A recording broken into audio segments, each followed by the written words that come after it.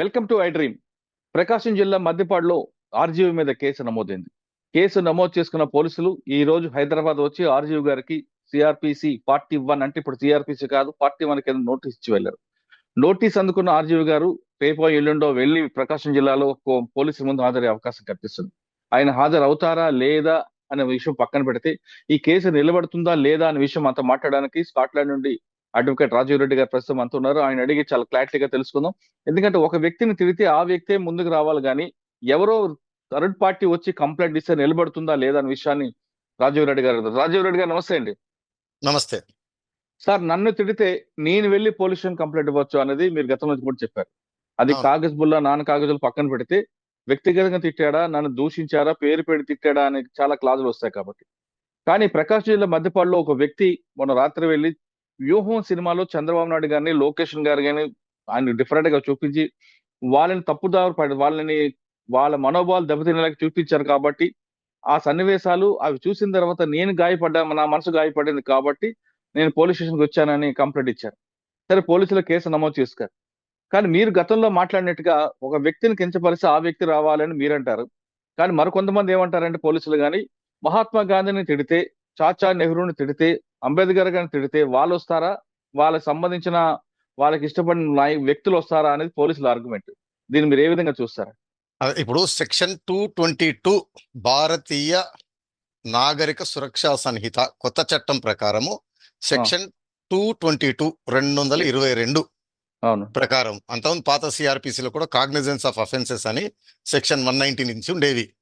దాంట్లో ఏంటిదంటే 356 అంటే డిఫెమేషన్, రెప్యుటేషన్ వాటిపైన డ్యామేజ్ జరిగిందన్న కంప్లైంట్ ఓన్లీ పర్సన్ అగ్రీవ్డ్, ఎవరికైతే డ్యామేజ్ జరిగిందో వారు మాత్రమే కంప్లైంట్ ఇవ్వాలి. అది కూడా కోర్టులో ఇవ్వాలి, పోలీస్ స్టేషన్లో కాదు.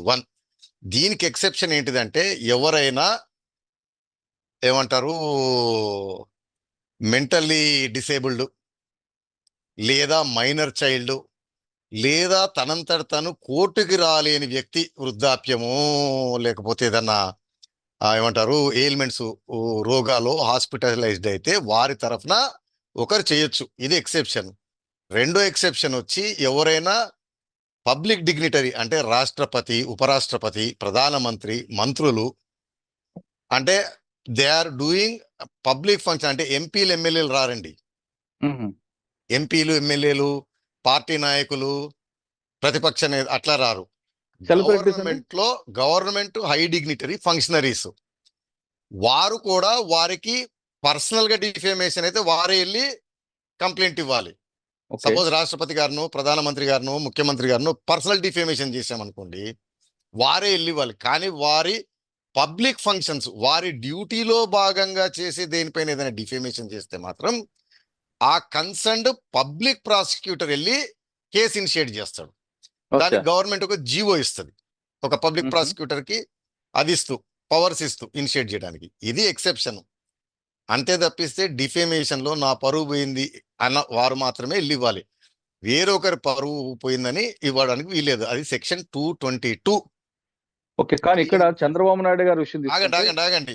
మీరు మహాత్మా గాంధీ, చాచా నెహ్రూ, అర్థమైన సర్దార్ వల్లభాయ్ పటేల్ చెప్పారు కాబట్టి దానికి ఒకటి మహాత్మా గాంధీ గారిని వారిని దూషిస్తే మనకి చట్టం ఉంది, జాతీయ చిహ్నాలు, జాతీయ నేతలు, జాతీయ పథకం వాటిని దూషించవచ్చు, దానిపైన కంప్లైంట్ ఇవ్వాలి. లేదా ఎక్సెప్షన్ ఉంది, ఎవరైతే దూషణకు గురయ్యారో వారు రాలేని పరిస్థితులలో. ఇది జనరల్గా ఏంటిదంటే మా తండ్రి గారు అంటే ఆ డెడ్ పర్సన్, ఒక చనిపోయిన వ్యక్తికి కూడా రెప్యుటేషన్ రైట్ ఉంటుంది అనేది చట్టం. మా మా మా తాతగారిని దూషించారనుకోండి, ఆయన లేరు, ఆయన తరఫున నేను వెళ్ళి వచ్చు. సరే, మహాత్మా గాంధీ అంటే లైటర్ వేలో చెప్పడం, జాతిపిత కాబట్టి మనందరం ఆయన పిల్లలు లాంటి వారు కాబట్టి ఎవరైనా వెళ్ళి కంప్లైంట్ ఇవ్వచ్చు. కానీ ఈ కంప్లైంట్ కోర్టులోనే ఇవ్వాలి, పోలీస్ స్టేషన్లో ఇవ్వడానికి వీల్లేదు. కానీ ఇక్కడ జరిగిన కంప్లైంట్ మీరు చదువుంటారు. చంద్రబాబు నాయుడు గారిని వ్యూహం సినిమాలో కించపరిచే విధంగా ఉందని చెప్తున్నారు. కానీ చంద్రబాబు నాయుడు గారు ఆ టైంలో ఆయన ప్రతిపక్ష నేతగా ఉన్నారు కానీ అధికార పక్షం కానీ సీఎం కాదు కాబట్టి ఆయనకు వర్తిస్తుంది రాదా? ఒకవేళ అలాగున్నా కానీ వారిని వ్యక్తిగతంగా దూషిస్తే వారే వెళ్ళి కంప్లైంట్ ఇవ్వాలి. వారి విధులలో భాగంగా దూషణ జరిగితే హై డిగ్నిటరీస్, పబ్లిక్ అడ్మినిస్ట్రేషన్ లో ఉన్న హై డిగ్నిటరీ పర్సన్స్ వారి పబ్లిక్ డ్యూటీస్ అని ఉంటది. వారి ఓకే. వారి వారి డ్యూటీలో వారి విధులలో భాగంగా దూషణ జరిగితేనే పబ్లిక్ ప్రాసిక్యూటర్ వెళ్ళి కంప్లైంట్ ఇవ్వటం. మీరు నేను కాదు కంప్లైంట్ ఇచ్చేది. ఓకే. ఆ పబ్లిక్ ప్రాసిక్యూటర్ కూడా గవర్నమెంట్ నుంచి డైరెక్షన్స్ వస్తాయి రిటర్న్ గా. ముఖ్యమంత్రి గారిని వారి విధులలో భాగంగా దూషించారు, మీరు వెళ్ళి ఇనిషియేట్ చేయండి కంప్లైంట్ అని. అప్పుడు ఆ పబ్లిక్ ప్రాసిక్యూటర్ గారు వెళ్ళి కోర్టులో ఇనిషియేట్ చేస్తారు. సరే, ఇప్పుడు వ్యూహం సినిమా సమయంలో చంద్రబాబు నాయుడు గారు సీఎం గా లేరు అనుకుంటా, అవును. ప్రతిపక్ష నేతగా ఉన్నారు ఆయన. సీఎం గా ఉన్న చంద్రబాబు నాయుడు గారిని కానీ, జగన్మోహన్ రెడ్డి గారిని కానీ, రేవంత్ రెడ్డి గారిని కానీ, నరేంద్ర మోడీ గారిని కానీ, డొనాల్డ్ ట్రంప్ గారినైనా సరే వ్యక్తిగతంగా వారి పర్సనల్, వారి ఏమంటారు, ఆ వారి వారి వ్యవహారము, వారి నడవడిక, వారి క్యారెక్టరు, వాటిపైన దూషణ వస్తే వారు మాత్రమే ఇవ్వాలి.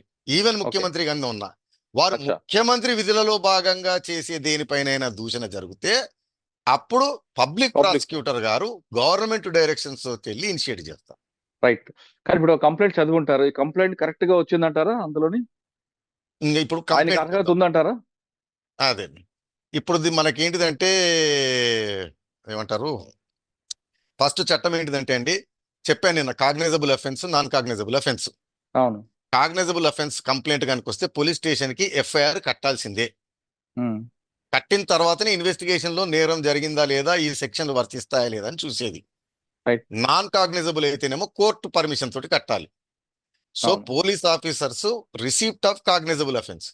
మన ఇద్దరం సరదాగా మాట్లాడుకుంటూ మాట పెరిగింది అనుకోండి, నాకు కోపం వచ్చింది, నేను పరిగెత్తుకుంటూ వెళ్ళి పోలీస్ స్టేషన్ కి మురళీ గారు నన్ను మర్డర్ చేస్తున్నారు, మర్డర్ చేయడానికి ప్రయత్నించారని నేను ఏ అడ్డగోలు రాసిస్తే అది అటెంప్ట్ మర్డరు ఏదో అవుతుంది. కాబట్టి వారు ఎఫ్ఐఆర్ కట్టాలి. కట్టిన తర్వాత ఇన్వెస్టిగేషన్ లో ఈ సెక్షన్ వర్తించదు, లేకపోతే ఇది లేదు అని రాయాలి. ఈ కేసులో ఏమైందంటే రామ్ గోపాల్ వర్మ గారు దానిపైన ఇచ్చిన దానిపైన వచ్చిన కంప్లైంట్ లో కాగ్నైజబుల్ అఫెన్స్లు పెట్టారు. అంటే పోలీస్ వారికి ఎఫ్ఐఆర్ బుక్ చేయాలి, పోలీస్ వారి బాధ్యత అది. ఎఫ్ఐఆర్ బుక్ చేసిన తర్వాత ఇన్వెస్టిగేషన్ లో తేల్చాలి ఇది ఉందా లేదా, ఈ సెక్షన్ ఉన్నాయా లేదా అని. సో ఈ కంప్లైంట్ ఏంటిదంటే ముత్తనపల్లి రామలింగయ్య గారని general secretary TDP party Maddipadu మండలం, వీరిచ్చిన కంప్లైంట్ జిస్ట్ ఏంటిదంటే రామ్ గోపాల్ వర్మ గారు ఫోటోలు మార్ఫింగ్ చేసి పవన్ కళ్యాణ్ గారి పైన, చంద్రబాబు నాయుడు గారి పైన, లోకేష్ గారి పైన మార్ఫింగ్ ఫోటోలు పెట్టారు. ఆ ఫోటోలలో వారికి ఏదో చీర కట్టారు, అవునండి. వ్యూహం మూవీ పోస్టర్లని వాళ్ళ ఫేస్లను మార్పు చేస్తూ ఏదో ట్విట్టర్ లో పెట్టారు అని ఇచ్చారు. అవును. దీనివల్ల ఏమైందంటే వారిని డిఫేమేషన్ డిగ్నిటరీ అని రాశారు, రెప్యుటేషన్ ఆఫ్ డిగ్నిటరీ అని కూడా రాశారు. నేను చెప్పాను కదా ఇంతకుముందు ఎక్సెప్షన్, డిగ్నిటరీ ఉంటే పబ్లిక్ ప్రాసిక్యూటర్ గారు వెళ్ళి ఇవ్వాలి, వీరు కాదు. ఈ వ్యూహం సినిమా వచ్చి జరిగినప్పుడు చంద్రబాబు నాయుడు గారు డిగ్నిటరీ పొజిషన్ లో లేరు, ప్రతిపక్ష నేత, ప్రధాన పార్టీ నేత, డిగ్నిటరీ. దాంతో పాటు ఏమని చెప్తారంటే అలాగ చేసే వెనకాల ఉద్దేశం రామ్ గోపాల్ వర్మ గారికి జాతుల మధ్య, కులాల మధ్య వైషమ్యాలు రాజేసి అల్లర్లు చెరేగిచ్చే ఉద్దేశంతో చేశారు. ఇది చేయడం కోసము ఎలక్ట్రానిక్ రికార్డు పోస్టులని ఫోర్జరీ చేశారు. దీని చేయడం వల్ల పరిణామం ఏంటిదంటే శాంతి భద్రతలకు విఘాతం కలిగింది అనేది వారిచ్చిన కంప్లైంట్. సో ఈ లా ఏంటిదంటే వచ్చిన కంప్లైంట్ ఆధారంగా, దాంట్లో ఉన్న అలిగేషన్ల ఆధారంగా ఏ సెక్షన్ అయితే పెట్టి కాగ్నైజబుల్ అయితే ఎఫ్ఐఆర్ కట్టాలి. అందువల్ల పోలీసు వారు ఎఫ్ఐఆర్ కట్టారు. కడుతూ ఏం చేశారు, సెక్షన్లు దీంట్లో 336(2)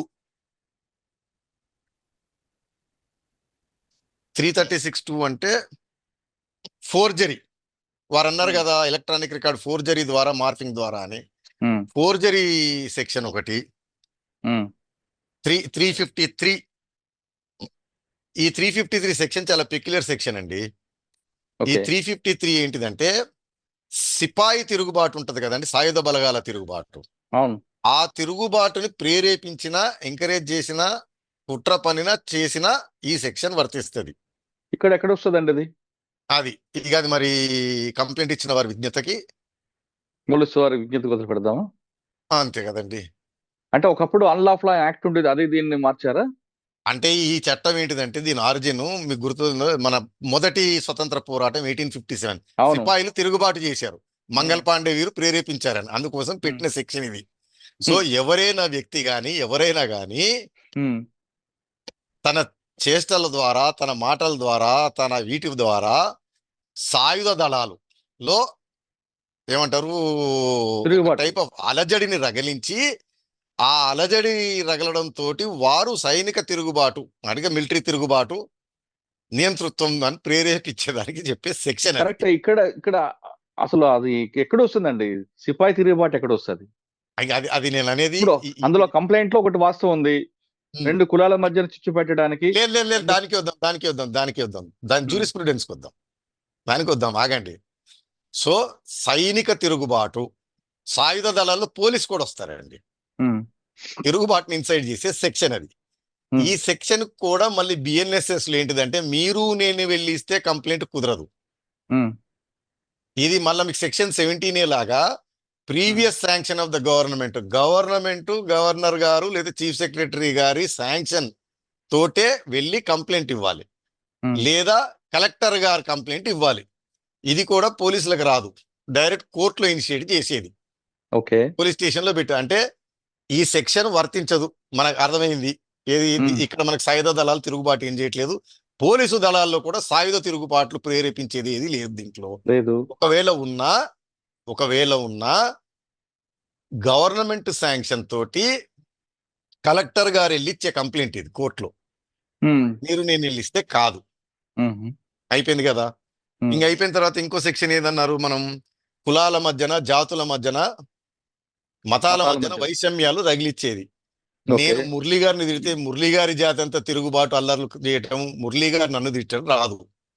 దానికి ఎగ్జాంపుల్ మనకు అర్థం కావాలంటే ఒక మసీద్ దగ్గరికి వెళ్ళి హ్మ్. ముస్లింల దేవుణ్ణి దూషించిన, ప్రవక్తను దూషించిన, ఒక మందిరం దగ్గరకు వచ్చి హిందూ దేవుళ్ళని దూషించి అల్లర్లు చేసి దాని వల్ల అంటే ఇప్పుడు కొన్నిసార్లు ఏమవుతుందంటే కొన్ని వర్డ్స్ ఇంట్లో ఉంటది కానీ కోర్టు ఎలా చూస్తుందంటే కామన్ సహజంగా జరిగే పరిణామాలలో ఈ ఈ ఈ చేష్టల వల్ల కానీ, ఈ దూషణ వల్ల కానీ, ఈ మాటల వల్ల కానీ అది జరిగే అవకాశం ఉందా లేదా అని చూస్తుంది. అది జరిగే అవకాశం ఉంటేనే శిక్ష.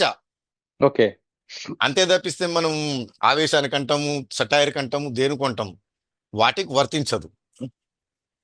ఆ వీటితో సార్ పాటు ఆ! చెప్పండి. ఇందులో కూడా మీరు కంప్లెయింట్లు తీసుకుంటే, ఒకవేళ చంద్రబాబు నాయుడు గారిని అలా పవన్ కళ్యాణ్ దూషించినందుకు ఆ వ్యక్తికి మనోభావాలు దెబ్బతినుండొచ్చు ఆ- ఆ- మానసికంగా. ఆ- ఆగండి ఆగండి, ఇంకా అయిపోలేదు. ఆ! ఇప్పుడు మనం ఏమేమి వచ్చాము, సాయుధ దళాల తిరుగుబాటు, ఆ! సాయుధ దళాల తిరుగుబాటు తర్వాత ఆ ఫస్ట్ సెక్షన్ ఫోర్జరీ. సో హ్మ్. దీంట్లో ఏం ఫోర్జరీ లేదు. ఫోర్జరీ అంటే అర్థం ఏంటిదండి, మీ అది సంతకాన్ని అందరికీ ఫోర్జరీ చేసి తెలుసు. ఇవ్వడం. అవును. దానిపైన మనం పెద్ద డిస్కషన్ పెట్ట, ఒక ఒరిజినల్ ఆ! ఉండాలి, దాన్ని ఆ! డూప్లికేట్ చేయాలి, ఒక ఓకే. ఒరిజినల్ సంతకాన్ని చేయాలి. డూప్లికేట్ దాని చేయాలి. వల్ల చీటింగ్ కానీ, ప్రాపర్టీ హ్మ్. కానీ, లేదా డ్యామేజ్ టు పర్సన్ అని కూడా ఉంటది. కానీ దాని అర్థం ఇది కాదండి. అవును. సపోజ్ మీరు ఏమంటారు ఒక ఉద్యోగానికి దరఖాస్తు చేసుకున్నారు, దానికి క్యారెక్టర్ సర్టిఫికెట్ కావాలి, ఒకటి చేసుకున్నారు మీ బాసు ఎండి గారితో, నేను దాన్ని ఫోర్జరీ చేసి మార్చి మీ క్యారెక్టర్ మంచిది కాదు అని రాశాను అనుకోండి, అది ఫోర్జరీ అవుతుంది. హ్మ్. అంటే అంటే ఇది ఇన్వెస్టిగేషన్ లో తేలాలి, ఇది ప్రైమ్ ఫేసి మనం చూసేది. హ్మ్. ఫోర్జరీ, సాయుధ దళాల తిరుగుబాటు, 356 ఒకటి పెట్టినట్టున్నారు. అదే డిఫెమేషన్ హ్మ్. ఇంతకు చూపెట్టాను కదా, 222 ప్రకారము హ్మ్. వీరికి రైట్ లేదు. ఎవరైతే డిఫేమ్ అయ్యారో వారు మాత్రమే వచ్చి కంప్లైంట్ ఇవ్వాలి. ఇదైన ఓకే. తర్వాత సెక్షన్ 61 పెట్టారు. 61 ఏం లేదండి, ఈ నేరాలన్నీ జరగడానికి కుట్ర పన్నారు అని. హ్మ్. కుట్ర పన్నడానికి ఇద్దరు లేదా ఎక్కువ ముగ్గురు. మంది కావాలి. అవును. మరి ఈ కంప్లైంట్ లో చూస్తే రామ్ గోపాల్ వర్మ ఒకరి పేరు మీదనే ఇచ్చినట్టున్నారు. హ్మ్. ఒక వ్యక్తి ఉంటే కుట్ర రాదు. కుట్ర అర్థం ఏంటిది, కుట్ర అంటే ఇద్దరు లేదా ఎక్కువ ఎక్కువ మంది. మంది. హ్మ్. రెండోది కుట్ర అంటే ఈ సెక్షన్లు నిలబడితేనే ఆ కుట్ర సెక్షన్ నిలబడేది. హ్మ్. మర్డర్ చేయడానికి కుట్ర పన్నారు అని పెట్టారనుకోండి, 302, 120B, వ ఇప్పుడు 61. అవును. మర్డర్ నిరూపణ అయితేనే కుట్ర నిరూపణ అయ్యేది. మర్డర్ కానప్పుడు కుట్ర కూడా లేదు కదా! అంటే ఇప్పుడు సాయుధ దళాల తిరుగుబాటు, హ్మ్. ఫోర్జరీ, ప్రైమా ఫేసి హ్మ్. ఇది లేదు. డిఫేమేషన్ అయితే వీరికి లేదు అర్హత, అవును. వారే ఇయ్యాలి. హ్మ్. దీంతో పాటు సెక్షన్ 67 ఇన్ఫర్మేషన్ టెక్నాలజీ యాక్ట్ పెట్టారు. ఓకే. IT section act. హ్మ్. 67 ఇన్ఫర్మేషన్ టెక్నాలజీ యాక్ట్ ఏంటిదంటే ఎలక్ట్రానిక్ మీడియా ద్వారా, ఎలక్ట్రానిక్ ఫామ్ లో అబ్సీన్ మెటీరియల్. నేను ఉమ్, మనం ఇంటర్వ్యూలు చెప్పుకున్నాం. అవునండి. అబ్సీన్ మెటీరియల్ ఏమంటారు, ప్రూరియంట్ సెక్షువల్ ఇంట్రెస్ట్ ఉంటాయి, అంటే ఎక్స్ప్లిసిట్ సెక్షువల్ మెటీరియల్ ఉండాలి. ఆ ఉమ్, మెటీరియల్ చూడడం ద్వారా చూసేవారు లో ఉన్న, ఎలా చెప్తారు, జంతువు ఉమ్, జాగృతం అయ్యేలాగా ఉంటది. అంటే అచ్చా. పోర్నోగ్రఫీ. ఆ, అతను ఎక్స్ప్రెసివ్ సెక్షువల్ డిజైర్లు ఉమ్, ప్రేరేపితమవుతాడు. ఆ డెఫినేషన్, ఆ సెక్షన్ ఏంటిదంటే ఆ కంటెంట్ ఎక్స్ప్లిసిట్ సెక్షువల్ గా ఉండాలి. ఓకే. అది చూసిన ఎవరైనా సరే సహజంగా కామన్ కోర్స్ ఆఫ్ ఈవెంట్స్ లో మామూలుగా ఎక్స్ట్రీమ్ గా ప్రేరేపితం అవ్వాలి. అదే మన గతంలో అలాంటి కంటెంట్ ఉంటుంది. సో చంద్రబాబు నాయుడు గారికి చీర కట్టిన ఫోటో పెట్టినా, జగన్మోహన్ రెడ్డి గారికి ఫ్రాక్ తగిలించిన ఫోటో పెట్టినా, ఎవరైనా సెక్షువల్ డిజైర్లు రైజ్ అవుతాయి అంటే అది ఇక నేను దానికి మనం చెప్పలేము. అదే రైట్. సార్, ఇప్పుడు మీరు ఇందాక చెప్తున్నట్లుగా ఒక వ్యక్తి మనోభావాలు దెబ్బతింటే ఆయన విధుల్లో భాగంగా జరిగితే గవర్నర్ గారు కానీ లేదంటే కలెక్టర్ గారు పీపీగా వెళ్ళారని చెప్తున్నారు మీరు. ఉం. కానీ ఇక్కడ కమ్యూనిటీ వేదిక తీసుకుంటే కులాలు మతాల మధ్యన విభేదాలు రావచ్చున్నది. కంప్లైంట్ ఇచ్చిన వ్యక్తి సామాజిక వర్గం వేరు, ఎవరైతే ఉన్నారో ఆయన సామాజికం వేరు. అలాగే ఇవ్వచ్చా? ఆ కంప్లైంట్ ఎవరైనా ఇవ్వచ్చండి. ఉమ్. ఇప్పుడు రోడ్డు పైన మర్డర్ జరుగుతుంది అనుకోండి, నేను మీరు చూస్తే మనం వెళ్ళి ఇస్తాం, తప్పలేదు దాంట్లో. అక్కడ వరకు కాదు నేను అంటుంది, బాడీ ఎఫెన్స్ కాదు, ఇక్కడ కాగజబుల్ నాన్ లేదు లేదు. కాగజబుల్ తీసుకుంటే. ఆ, దీంట్లో ఏంటిదంటే పర్టికులర్ సెక్షన్ చట్టంలో కులాల మధ్యన, జాతుల మధ్యన, మతాల మధ్యన, ఉమ్. ప్రాంతాల మధ్యన వైషమ్యాలు రగిలిచ్చి దాని ద్వారా తద్వారా అల్లర్లు, రైటింగు, ప్రాణహాని, ప్రాణ నష్టం జరిగే లాంటిది ఏదైనా మాటల ద్వారా కానీ, చేతల ద్వారా కానీ, సంజ్ఞల ఉమ్. ద్వారా కానీ చేస్తే అది నేరం. ఓకే. అలాంటిది ఎవరైనా చేస్తే కంప్లైంట్ ఎవరైనా ఇవ్వచ్చు. బట్ ఈ కేసులో ఆయన చెప్పేది చంద్రబాబు నాయుడు గారు, లోకేష్ గారు, పవన్ కళ్యాణ్ గారిని మార్ఫింగ్ చేసి కించపరిచే విధంగా పెట్టారు అన్నారు. ఆ ఆ ఆ- అనే ఆ పెట్టడం అనేది ఈ సెక్షన్ కి వర్తించదు అంటున్నాను. మీరు ఎందుకంటే చంద్రబాబు నాయుడు గారిని దూషిస్తే, లోకేష్ గారిని దూషిస్తే, జగన్మోహన్ రెడ్డి గారిని దూషిస్తే, రేవంత్ రెడ్డి గారిని దూషిస్తే, వారిని దూషించిన మాత్రాన వారి కులమంతా రివోల్ట్ అయ్యి, రిబెల్ అయ్యి, అల్లర్లకు పాల్పడి, రాళ్లు రువ్వి దాకా అక్కడ వరకు వెళ్ళదు. అంటే ఉమ్. సెక్షన్ డెఫినేషన్ ఇది, కానీ మళ్ళీ మనం సుప్రీంకోర్టు, హైకోర్టు జడ్జిమెంట్లు దాని ఇంటర్ప్రిటేషన్ చూడాలి. ఓకే. సో ఆ సార్, జడ్జిమెంట్లు ఇప్పుడు మీరు చెప్పినట్లుగా ఆ సెక్షన్లు ఏం వర్తించవు, రైట్? కానీ ఆర్జీవి గారు చేసిన సినిమా దానికి ఆర్జీవి గారి మీద కేసు పెట్టాలంటే ఏ సెక్షన్ పెట్టాలి? ఇవి కావనుకోండి, మీరు కాదంటున్నారు కాబట్టి ఆ కంప్లైంట్ బేస్ చేసుకొని ఏది పెట్టొచ్చు? నేను ఇవి నిలబడవని అనట్లేదండి. హ్మ్.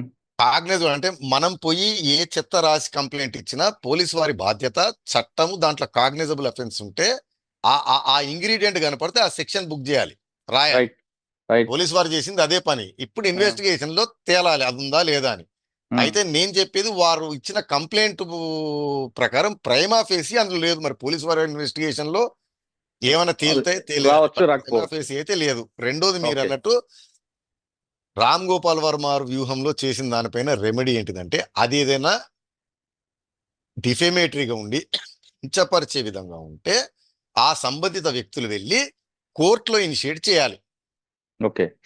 ప్రొసీడింగ్స్ ని, కంప్లైంట్ ని. హ్మ్. మార్గం ఇది కాదు, రెమెడీ అది. అయితే దానికి కూడా ఆ, కించపరచడము, డిఫేమేషన్ కి ఎక్సెప్షన్స్ ఉంటాయి. సెటైరు, అవును. Political comedy. ఇదే గనక నిజమైతే శ్రీధర్ అని ఫేమస్ కార్టూనిస్ట్ అండి. అవును, అవునారండి. ఈనాడులో పనిచేసేవారండి. అవును, ఆయన వేసే కార్టూన్లకి ఈ పాటి పర్మనెంట్ గా జైల్లో ఉండాలి, బయటికి రాకూడదు. హ్మ్. ఆ రోజులు ఎలక్ట్రానిక్ మీడియా లేదు కాబట్టి పెన్నుతోటి గీసేవారు ఆయన. అవును. సో అవి డిఫేమేషన్ కి ఎక్సెప్షన్స్ ఉంటాయి. ఓకే. పబ్లిక్ ఇంట్రెస్ట్ లో పబ్లిక్ ఫిగర్, కానీ పబ్లిక్ ఆల్రెడీ ఫిగర్ వ్యూహం సినిమా మీద గతంలోనే కోర్టులో ఉంది. కోర్టులో కూడా కోర్టు డైరెక్షన్ సినిమా కూడా ఆగింది కదండి. ఆగింది, తర్వాత రిలీజ్ అయింది అనుకుంటే నాకు అంత ఐడియా లేదండి. హ్మ్. అంటే ఈ మధ్యన ఫేమస్ కేసు అండి సుప్రీంకోర్టులో. ఏంటిదంటే ఏదో మ్యాగజిన్ లో ఎవరో ప్రముఖ టెన్నిస్ క్రీడాకారుడు అతని గర్ల్ ఫ్రెండ్ తోటి కాస్త న్యూడ్ గా ఉన్న ఫోటోలు వేశారని సుప్రీంకోర్టు, ఇది ఆబ్సీనిటీ కిందికి రాదు, ఇది సెక్షువల్ కంటెంట్ కిందికి రాదు. న్యూడిటీ ఉన్నా ఆ న్యూడిటీ వెనకాల ఉద్దేశం ఏంటిది? ఫర్ ఎగ్జాంపుల్ బ్యాండిట్ క్వీన్ అని ఒక సినిమా ఉండాలి, మీకు ఐడియా ఉందండి? అవును. అవును, చిరంజీవి ఐడియా ఉంది. గారు. అవును. దాంట్లో అవును. సీన్ ఉంటది, ఆవిడ్ని నగ్నంగా చేసి ఆ జమీందారులు, ఠాకూర్లు అందులో విలన్లు ఆమె నానా చిత్రహింసలు పెడుతూ తీసుకెళ్తుంటే అది కూడా సుప్రీంకోర్టు దాకా చేరింది. అది సెక్షువల్ కంటెంటా కాదా అని. అవును. సుప్రీంకోర్టు ఏం చెప్పిందంటే అది చూస్తే సింపతి వస్తుంది, బాధ వస్తుంది, కోపం వస్తుంది, సెక్షువల్ డిజైర్ రాదు. ఎందుకండి ఇప్పుడు మీరు పులాందేవి సినిమా అంటున్నారు, అంతకుముందు ప్రతిఘటన సినిమాలో కూడా విజయశాంతి అవునండి. మా పాట ఉంటది, ఈ దుర్యోధన దుశ్శాసన, దాని మీద కూడా ఇప్పుడు ఇదే చర్చ వచ్చింది. కాబట్టి ఆ సెక్షన్ వర్తించాలంటే ఉమ్. ఎక్స్ప్లిసిట్ సెక్షువల్ కంటెంట్ ఉండి ఆ సెక్షువల్ కంటెంట్ సెక్షువల్ డిజైర్స్ ని, యానిమల్ డిజైర్స్ ని ఎక్స్ట్రీమ్ గా ప్రేరేపితం చేసేలాగా ఉండాలి. సో అంటే అప్పుడు మన జస్ట్ ఐపీసీలో 377 అనుకోవచ్చా, IPC unnatural sex? Unnatural sex కాదండి. అన్యాచురల్ సెక్స్ ఏమో అది ఇప్పుడు ఇప్పుడు లేదు. అది లేదు అది. ఈ స్వలింగ సంపర్కము, అవును. జంతువులతో సంపర్కం అది కాదు. ఉహు. 352 357 ఏది వస్తుంది గుర్తులేదు వచ్చా, ఇప్పుడు ఓకే. దీంట్లో చెప్పాను. ఆ, సో అది న్యూడిటీ ఉండాలి. ఆ nudity content extreme desire, sexual desire ని ప్రేరేపించేలాగా ఉండాలి. అంటే ఒకటి న్యూడిటీ రైట్. కంటెంట్ ఉంటే కుదరదు. అవును. ఆ కంటెంట్ అంటే ఒక చాలా ఫేమస్ ఇష్యూ ఏంటిదంటే ఈ యూట్యూబ్, ఫేస్బుక్ ఇవి ఆర్టిఫిషియల్ ఇంటెలిజెన్స్ ద్వారా ఆల్గారిథమ్స్ డిసైడ్ చేస్తున్నాయి ఏది ఉమ్. సెన్సార్డ్ కంటెంటా కాదా అనేది. ఒక అవార్డ్ విన్నింగ్ ఫోటో ఉంటుందండి. వియత్నాం యుద్ధం అప్పుడు అమెరికా దళాలు దాడి చేస్తే నిప్పులు అంటుకొని కాలిపోతున్న ఒక మహిళ బట్టలు లేకుండా పరిగెత్తుకుంటా వస్తుంటది మంటల్లో నుంచి. అది one of the iconic photographs. అది సోషల్ మీడియాలో ఆల్గరిథంలు బ్యాన్ చేస్తే దానిపైన పెద్ద గొడవ అయింది. సో సేమ్ థింగ్ సుప్రీంకోర్టు కూడా చెప్పేది అది. న్యూడిటీ ఇలాంటిది ఉండాలి. ఆ ఉన్న కంటెంట్ సెక్షువల్ డిజైర్ ని ప్రేరేపితం లాగా చేసేలాగా ఉండాలి.